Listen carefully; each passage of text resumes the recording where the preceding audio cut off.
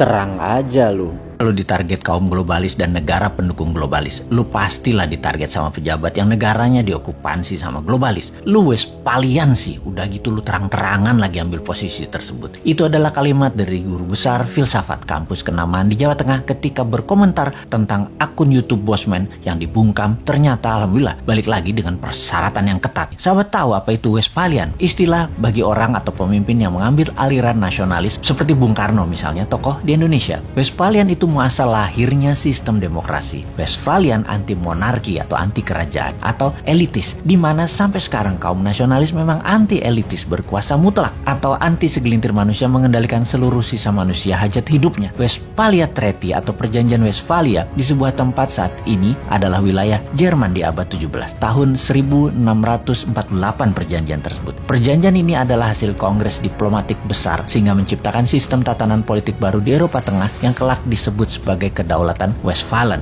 Sistem ini didasarkan pada konsep bernegara berdaulat yang tidak suka terhadap campur tangan pihak asing terhadap urusan dalam negeri suatu bangsa. Di sanalah muasal lahirnya istilah nation state atau negara bangsa. Sejak saat itu, monarki dunia mulai mengalami kemunduran hingga puncaknya terjadi Perang Dunia Pertama di mana Amerika merupakan negara Westphalian terbesar pada saat itu. Sejak akhir Perang Dunia Pertama hingga berakhirnya Perang Dingin 1989, ada 100 negara lahir yang kebanyakan bentuknya demokrasi nasionalis. Monarki dengan penguasaan elitis tidak tinggal diam. Ada 13 keluarga besar yang berbasis bisnis perlahan-lahan mulai menguasai dunia. Diawali sejak Perang Dunia Kedua yang menempel dengan Amerika. Mereka adalah globalis cabal seperti Rothschild, Oppenheimer, Rockefeller, Zucker, dan lain sebagainya. Lalu di tahun 1989 mereka menempel dengan Tiongkok, membuat baik Amerika maupun Tiongkok saat ini berafiliasi kepada globalis. Globalis itu monarki 2.0, anti nation state yang saat ini menguasai 99 data manusia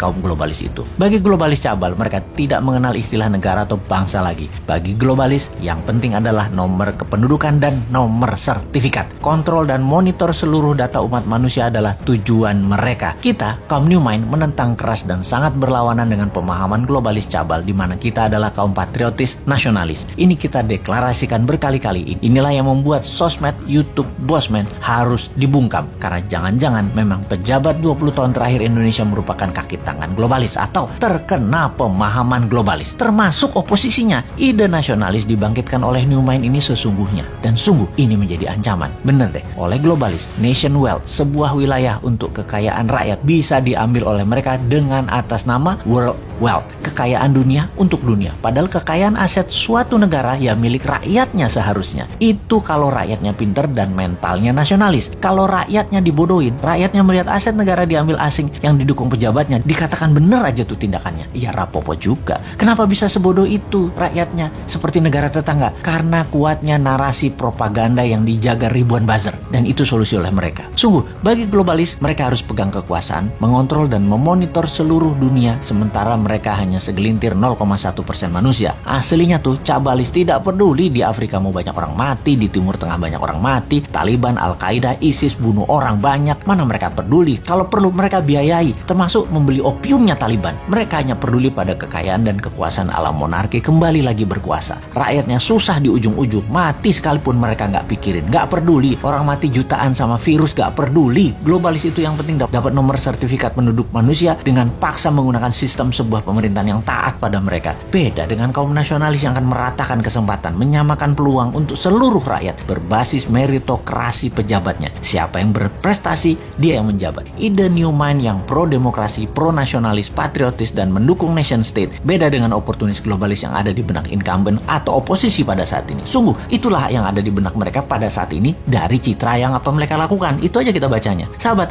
di ujung informasi ini, walaupun akun Bosman asli sudah kembali, namun sampai November kita slow pace belum diaktifkan karena masih diincar oleh buzzer. Terima kasih sudah mensubscribe channel Bosman Mardigo Official ini dan menyebarkan ke link sosmed dan WAG sahabat semua.